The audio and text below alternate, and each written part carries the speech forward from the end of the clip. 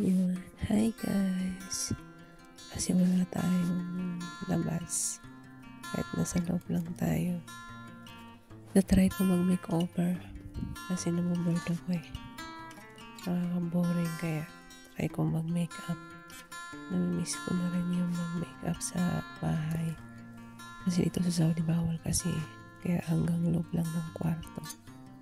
Tayo makakapagpaganda. Bawal lumabas eh.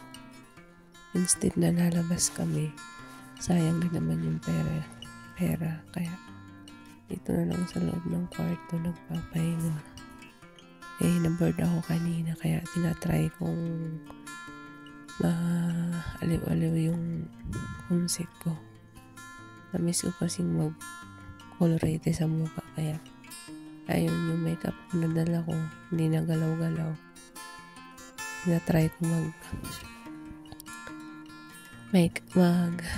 eyebrow, ganyan. Para naman paminsan-minsan hindi tayo mamutla. Lagi na lang tayo nakaharap sa camera, picture. Mamutla para tayo patay. Kaya, yan, yung ginawa ko kanina. Tapos kung maglaba ng uniform ko. Ayan, naaliw-aliw ko yung ano ko. Puti kong isip. Tsaka, ayan po, katuwaan.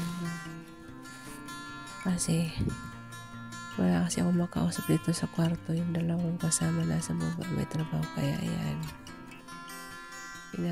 Inaano ko yung mukha ko kung bagay pa ba mag-makeup o hindi na. Ngayon kasi harap ako sa camera para akong patay. Ayan. Try ko lang kung anong kalalabasan itong paglagay ko ng lipstick. Yan na. Ayan. Tapos na. Tada!